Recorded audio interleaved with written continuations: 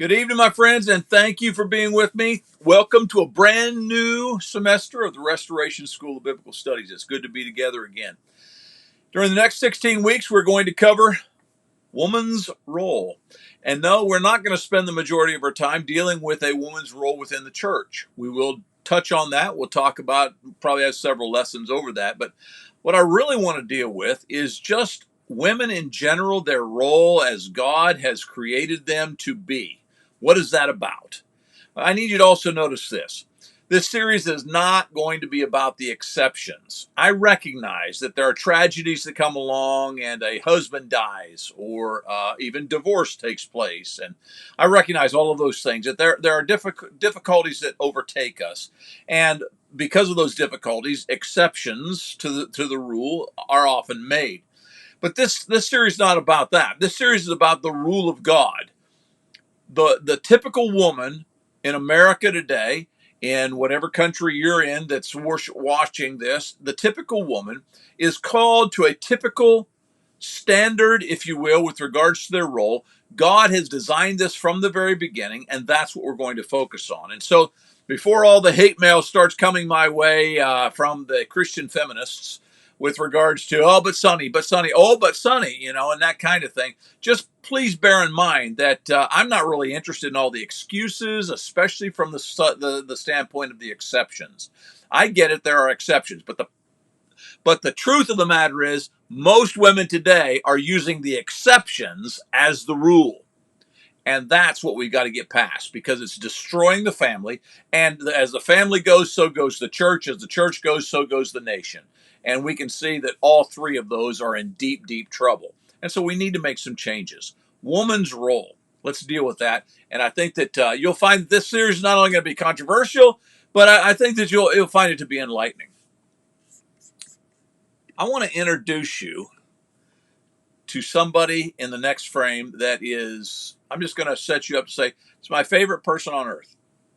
I just tell you that may sound kind of glowing and all that kind of thing, but there's no doubt about it. And anybody knows me well, they know that this is true, including my boys, by the way. They grew up hearing me say this about this particular person. Here are the 5 questions that I always put forth at the front end of our lessons, so that if you're part of the Restoration School of Biblical Studies, you can go ahead and screenshot that, and then you'll have those so that you can move along through the series, or through tonight's lesson, and fill in the blanks almost, and then you'll be ready for your final test. Or if you're just studying on your own, these are 5 good leading questions that you can use. Maybe you're having a group discussion. These are 5 questions that you can use to develop some discussion, okay? All right, here's the big announcement that you already figured out, but I want to introduce you to my favorite person on earth, and that is this lady right here, my wife, Cynthia Michelle Childs. Cynthia Michelle Childs. She pledged her love to me over 40 years ago, and has never broken her promise, and has made my life wonderful. She's an amazing woman. And every time I get a chance to brag on her, I do. And some of you follow me on social media. I even post the things that she makes me for supper, because she's just that amazing. But you're going to find that I'm going to talk about this particular woman a lot over the course of the next 16 weeks. You need to know 2 things. Number one, Cindy would never, ever say what I'm about to say, because she's just that kind of person. She's meek and humble, and probably burying her head under the pillow somewhere in there as she's watching me as I present this. She just doesn't like to be in the forefront. She doesn't like to be in the spotlight. She gets embarrassed really, really easily. And so that's the first thing you need to know. That she's kind of timid and meek and quiet and mild. The second thing you need to know is I'm not. And when something good comes my way, you're likely to hear about it, because I have lived my entire ministry in somewhat of a fishbowl, if you will. I just, it's all out there. And Cindy knows that, and she signed up for it, and she allows that to happen, although she's not always comfortable with it. But I'm big, and I got a big mouth, and if something important happens in my life, you're likely to hear about it. And this is a series of lessons that I have wanted to present for a very long time. I can't tell you the number of women across the nation, literally, and probably many around the world, who only know her from afar, as far as, things we do online and the way I talk about her, etc. But certainly the women across the nation who have met her, the young ladies who have come through some of our mission training courses, um, radically changed by this woman. She's an amazing, amazing woman. And she has taken Titus chapter 2, verses 3 through 5 to heart. And it's not only changed her life, it's changed the lives of many women around about her because of the example that she sets. But in yellow right here, I just like for you to see a couple quick bullet points, the statistics if you want, with regards to why she's so amazing. She's been a full-time homemaker for about 40 years. I say about because the first year and a half of our marriage, we were both in college and both working. And so you can't really count that if I'm going to be totally honest. But since that time, and really we're approaching our 41st anniversary, and so almost for 40 years solid, Cindy's been a full-time homemaker. That's been her goal, her desire, her drive. That's what she's done, and it's been amazing. But you need to understand, next one, that she's managed her household on a lower middle class preacher salary. I was going to say president's salary. On a lower middle class preacher salary. Now, I don't know what you know about preachers, but I recognize that there's some of these evangelists on television who are making big bucks. I ain't one of them. Never have been. We have always kind of penny pinched and she's always had to kind of look for bargains, and she's always encouraged us to use hand-me-downs, and we've always been accepting of gifts, etc., etc. But she has managed our household on a lower middle class income, preacher salary no less, all these years that she has been a homemaker. Now, during that period of time, many of you met her while we crisscrossed America doing gospel meetings and revivals and youth rallies and church camps and we just went everywhere. And while traveling, Cindy not only maintained our family unit, she raised two boys, homeschooled them, going down the road in the back of the van on the way to California. I remember Bryson doing science experiments behind me as I'm going down the interstate. Amazing woman, as we have been kind of in transit. And I can't tell you the number of houses we've lived in, the number of times we have moved, because that's what ministry does. And yet she maintained. Maybe the climax, at least at present for us, is that it's been almost 3 years ago now. Cindy's mom and dad came to live with us. Shortly thereafter, my mom and dad built a little tiny house next to us so that I could be a few steps away to help take care of them. All four of them, their health is deteriorating quite rapidly. Last year, I should say, Cindy's mom passed away, and she is now with the Lord. But the thing that I find to be interesting and remarkable about Cindy is that during this time of lower middle class preacher salary that didn't change, by the way, she's taking people into her own home and caring for them and making sure that the needs are being met and managing things such as managing the budget. She managed both families, my budget, her dad's budget, my mom and dad's budget. Cindy takes care of all of that, and just an amazing woman. I'm often plagued, and I use that word intentionally. I'm often plagued with young women who will make the excuses, we just can't survive on one salary nowadays.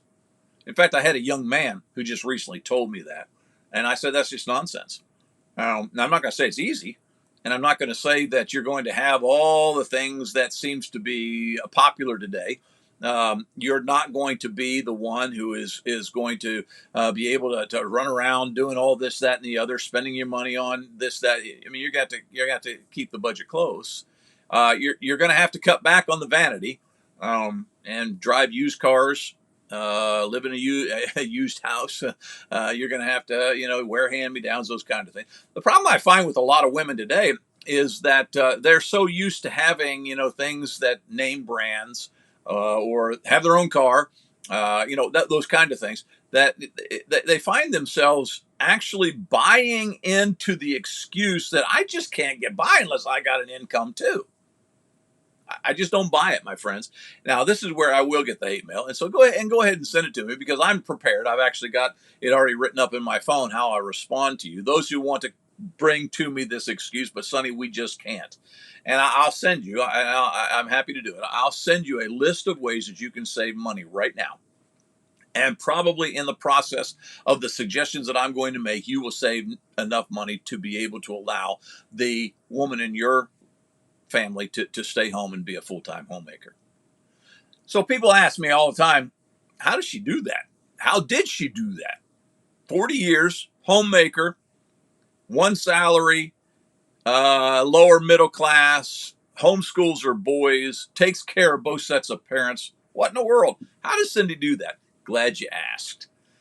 What I plan to do in the next few moments, I'm going to share with you the keys, the secret keys of Cindy Childs and what she has done in my life. There are few people who have taught me more lessons about family than my wife. Amazing person, as I've already said. So let's just jump right in there. This picture shows you two of my heroes in life. That's, of course, my wife, Cindy, there on the far left, and her mom, Maxine. Maxine, as I already said, is with the Lord now. We lost her about 10 months ago, and phenomenal woman. And I can say that without hesitation because she's the one who gave me my phenomenal wife. But at the top there in yellow, let's see, right up there, you see that list that I gave you in the previous screen. And then right here, I'm going to try to give you the 3 keys, secret keys of Cindy Childs and how that she has made life a success for us in ministry. Her 2 boys who are both highly involved in local or domestic ministry. That's what I'm trying to say. Local, domestic, stateside ministry, as well as go out of the country. Your 2 boys are planning a trip to Kenya in March of this particular year. So they're very involved, largely because they got a mom who was willing to invest in being a full-time homemaker. Well, here's the keys that I believe are what shaped Cindy. I know they are because she shared these with me over the years, not necessarily in these words, but as I have watched her and learned from her, I found that these are the 3 things that really have driven her to great success. Number 1, inspirations to be, plural. She's had a lot of inspirational people in her life. One of the reoccurring themes you're going to find in this particular series is the generational momentum that we've got to reestablish in our homes. It's not going to be enough for us to just raise one generation. We've got to take that generation and raise that generation with the intent that they're going to raise the next generation. You see that picture on the screen and you're noticing 2 generations there. That woman who's now with the Lord had an amazing impact on my wife. I know that because that woman who's now with the Lord, she lived in my home. And I know the impact that she had on my wife. I recognize whenever things are happening around about me in a positive way because of Maxine and what she did in the life of Cindy Childs. Inspirational people. Cindy tells me all the time about various people in her life, women that she knew from the church family, and women that she knew from other educational experiences that deeply impacted her and inspired her. When you go to Titus chapter 2, verses 3 through 5, there in the bottom right, you'll see this passage that unfolds. You're going to see it repeatedly throughout this series. But I want you to notice that the first idea out of the box is this idea of inspirational people. Older women, likewise, are to be reverent in their behaviors, not slanderers, slave to much wine. They're to teach what is good. You see, these are outstanding women, okay, like my Maxine, who is now with the Lord. They are to teach what is good and so train younger women. That brings me to the second point there. It's not just that Cindy had inspirational people in her life, but these inspirational people developed an aspiration within her own character to be like them. Now, I want to return to point number 1. Inspirational people like Maxine. Let's just be pointed for a moment. Let's just be honest and a little bit blunt. How many older women do you have in your congregation that are truly making an effort to inspire younger women to be homemakers, full-time homemakers, to stay at home and raise their own babies, to do their best to make sure that their husband is treasured and taken care of? How many older women do you have in your congregation that you could point to who are saying, that is the thing I want to do? I want to inspire young women to stay home. I'll be honest with you, just my wife, throughout the course of our 40 years in ministry, if there's been anybody who's discouraged her more than anybody else, it's been older women. older women who have encouraged her and pushed her and tempted her to, why do you stay at home? You've got so much potential. Why don't you think about that? You got so much potential. So why don't you go and put it in the world? Cindy chose to stay home and put it in her two boys and put it in me. Inspirations. We just don't have many of them in the church today. Oh, we've got a lot of women who are inspirations as far as starting their own business, running a particular company, whatever that may be. But how many women do you know who are truly inspiring and inspiring young women? Stay home, raise your babies, be a homemaker. I can say, and many young women who are watching tonight who have been trained by Cindy Childs during our mission training courses, you know it's true. She's encouraged you to stay home. She's set the example. She's told you the benefits to stay home and raise your own babies. Encourage your own husband. Inspirations. Number 2, aspirations. Goes on down here in verse 4. And so train the younger women to love their husbands and their children, to be self-controlled, pure, working at home, kind, submissive to their own husbands. You'll notice that all of that is primarily familial of the family. Train them. These older women who are to be inspirers should be training young women. Now let me go to another degree with this thought. How many of these older women, and you probably haven't named many, but if you've named any, how many of these older women that are inspiring younger women to stay home and be homemakers, how many of them actually are making a concerted effort to train those younger women how to do so, how to stay home, and what to do when they are there? We're finding that home-cooked meals are a lost art, that we have folks over, and the way we entertain nowadays is we have it catered, or we run to a local restaurant and have them do the cooking. On and on you can go with the loss of training that women should have been receiving as to how they would care for their family, how that they would raise their children, how that they would inspire their own husbands. Some of these women who are perhaps inspirations, you look at them and you see that they stayed home all their married life, and you look at them and they're now old and gray and been over just a little bit, and you're thankful that for them. But how many of those women are actually making a concerted effort to teach the lost art of homemaking to young women? You see, it's not just that we are lacking inspirers, but even the few inspirers that we have are not training the younger generation to be aspirational, if that's a word, to aspire to be the homemakers. And then lastly, number 3, the commitment to be. Older women likewise be reverent, etc. Train the younger women to love their husbands, etc. Working at home, you notice I got that circled. We'll come back there in just a second. Submissive to their own husbands, that the word of God may not be reviled. Probably the most important line in the entire passage, because that's the conclusion of the matter. The reason we need to have inspirers who are training those younger women to aspire is because the very nature of God and how he is looked upon within the world, his image, is at stake. Notice again, now back to that phrase that I've got circled there, working at home. First thing that women want to do, Christian feminists want to do, is they want to say, but Sonny, the virtuous woman, she had a job because she owned a vineyard.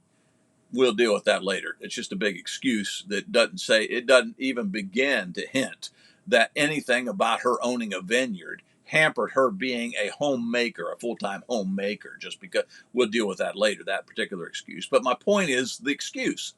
Notice that instead of just allowing God's word to speak, the first thing we got to do is bow up, and we've got to say, oh, but. Well, why don't we just allow God to speak if we truly want to be his? Jesus once said, there will be few who find it. Speaking of the narrow path and the narrow gate, there's going to only be a few who find it. Meaning that most of us who are making excuses are going to miss it. The majority of folks who you sit beside during church service, the typical corporate underneath the holy steeple church services of today, the typical Christian that you sit beside is not going. They're not going according to the words of Jesus. And when you begin to understand what's happening with passages such as Titus chapter 2, verse 3 through 5, and you recognize how we immediately bow up to this idea that they need to work at home, and immediately we want to come up with all the exceptions, you put yourself on a path that is off the straight and narrow. I'm not saying there aren't exceptions. I said that in the front end, but that's not what we're dealing with here. The rule of thumb is that women need to make their occupation homemaking. That's the rule of thumb. And that's what God has intended, for women to be totally dedicated to it. You'll see here as I conclude this thing why that's important. And so back to my list of 3, she had people who inspired her, not the least of which is her mom, who's got her arm around there in the picture. And because of that, she had great aspirations. It's one of the things that drew me to Cindy is her desire to be a nurturer. I could see immediately that she wanted to be an individual who would establish a family, and she was going to be in there in the long haul with me with regards to difficult points in our ministry, etc.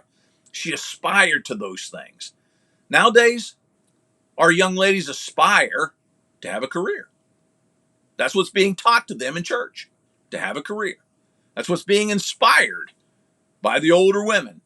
Have a career. And it's just not what Titus chapter 2, and by the way, the rest of the New Testament pattern, or the Old Testament pattern for that matter, would encourage us to do. Women should aspire to be homemakers, working at home. And then number 3, commitment to be. As we stood on that stage almost 41 years ago, I looked into her eyes and she looked into mine. And as we exchanged vows, one of the most important things that we shared with one another was this: I will never love you most, Sonny Childs. And I said to Cindy Childs, I'll never love you most. You'll never be my number one, ever. And should that day come that you are my number one, I pray that you will rebuke me. The Lord will always be number one. Cindy will always be my number 2. Now, I treasure her like I treasure nobody else, but she's only number 2 in my life. And the reason is because the commitment has to be made.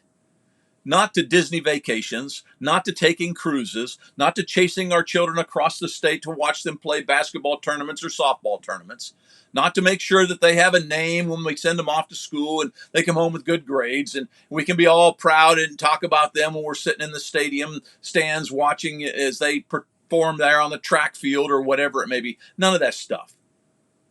Commitment to make sure the family knows God, so intimately knows God, that at the close of the day, I can go to sleep in peace, knowing that once this world's done, and it will be soon, me and my family will be together in glory around the throne of God. Now, I want to deal with that last phrase by way of conclusion. Older women train younger women, homemakers, which is what the King James translates that working at home phrase, that the word of God may not be reviled. Question: would you say that the word of God is popular today? Popular in our culture? Uplifted in our culture? Or would you say that it's reviled in our culture? Now, again, we've got folks around the world literally watching this, so I can't speak for most cultures around the world, but I can speak for the American culture, and I can tell you with a resounding conclusion, in America, it's not uplifted. In America, it's not treasured. In most cultural contexts of today, the Bible at best is ignored. Notice that the entire process of the woman, the entire purpose of the woman, the entire role of a woman points to 2 things. One, go back to Titus 2, one, to safeguard the home. Working at home is the way these things are going to happen. So we got older women who are training younger women to guard the home. Be self-controlled, love their husbands, be kind, submissive to their husbands, etc. Take care of their children. All of these things are to safeguard the home. Second thing, we also see in the concluding phrase there that their role is to guard the image of God. Here in the yellow, it is not only a woman's role to safeguard the home, her effectiveness also protects the very image of God. Think about that. That's why I said up here in black, in many respects, the woman is the world's most influential missionary. Oh, I get it. It's us men who generally stand in front of the audience, and it's us men who travel to foreign distant countries to deliver the gospel, etc. Not that women don't go, but generally we're the ones that get the credit for going, etc., etc. But I'm going to tell you who is the most effective missionary in the world. It's the hand that rocks the cradle. Because whoever said that really hit on something true. The hand that rocks the cradle rules the world, because that hand is the most influential hand in the life of the little ones growing up. Both my boys treasure my wife. They go out of their way to take care of my wife. I want them to do that. And the reason they do that is because they recognize that this is a woman worth treasuring. But they also recognize, I think, in the back of their mind that in many ways she has had the most influence in their life when compared to me. Now, I've got a big mouth, and I've trained and baptized people literally all across the country. I get all of that, and the accolades you can throw at me. I get all of those. But really and truly, if you think about it, if you know Cindy and I at all, it's that quiet little woman who stood behind me all these 40 years, making such a profound impact. That's the one who's the profound missionary when it comes to being missionaries for America, as we like to think of ourselves, the hand that rocks the cradle.